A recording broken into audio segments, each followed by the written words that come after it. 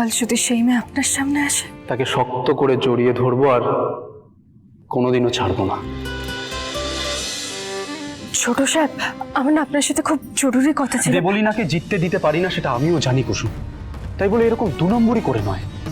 ওই মেয়েটা কাল আসবে এবং ওই আমাদের জেতাবে। তুমি দেখো কুসুম, আমার মন বলছে ওই মেয়েটা কাল আমাদের নিরাশ করবে না। তুমি হয়তো জানো কুসুম ওই লোগোটা আমার কাছে কি। আমি ভাবতেও পারছি না ওই লোগোটা আমার থেকে দূরে চলে যাবে। তোমার ছোটবেলার সেই গল্পটা মনে আছে কুসুম, যেখানে একটা দৈত্য ছিল এবং তার প্রাণ একটা ভ্রমরের মধ্যে আবদ্ধ ছিল? আমারও হয়েছে সেই একই দশা। আমার আবেগ, আমার মন, প্রাণ সমস্ত কিছু যেন ওই লোগোটার মধ্যে, ওই চোখ দুটোর মধ্যে আবদ্ধ হয়ে রয়েছে।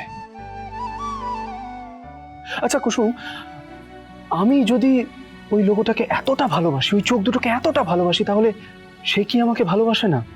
বলো না, সে আমাকে ভালোবাসে কি না? বাসে, সে আপনাকে খুব ভালোবাসে ছোট সাহেব, হয়তো আপনার থেকেও বেশি ভালোবাসে।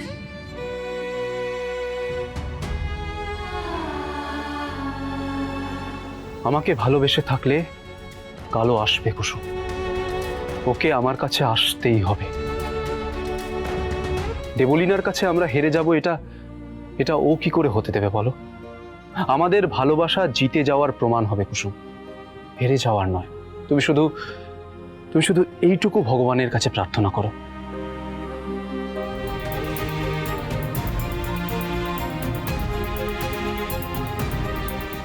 এক মিনিট দাঁড়াও।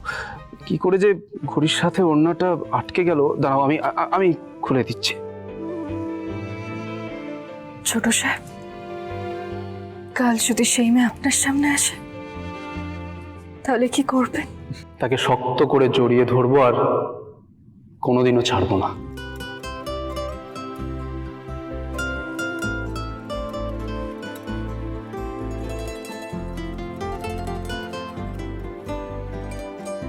কেউ দুটো চোখ দেখে কাউকে এতটা ভালোবাসতে পারে? আপনাকে না দেখলে আমি বুঝতেই পারতাম না। চোখ হলো মনের আয়না কুসুম। আমি ওই দুটো চোখ দেখেই সেই মেয়েটাকে চিনে ফেলেছি। আর আমি জানি ওই চোখ দুটো যার, সে ভীষণ সরল, নিষ্পাপ, একদম তোমার মতো।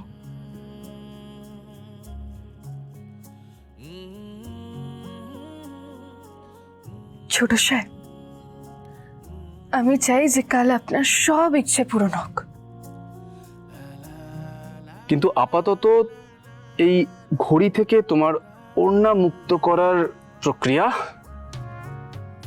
সম্পন্ন হলো। আয়ুষ, আমার সঙ্গে একবার আয় তো, ওই কম্পিটিশনের প্রিপারেশন নিয়ে কিছু জিনিস নিয়ে আমি তোর সঙ্গে একটু আলোচনা করতে চাই। হ্যাঁ, চলো আয় আয়। আমি মন থেকে চাইলেও আপনার ইচ্ছে পূর্ণ করার দুঃসাহস কি আমার হবে? আপনাকে কি করে বলি ছোট সাহেব, ওই চোখ দুটো যাকে আপনি এতটা ভালোবাসেন, সে মেয়ে চাইলেও কাল বা হয়তো কখনোই আপনার সামনে এসে দাঁড়াতে পারবে না, কখনো না।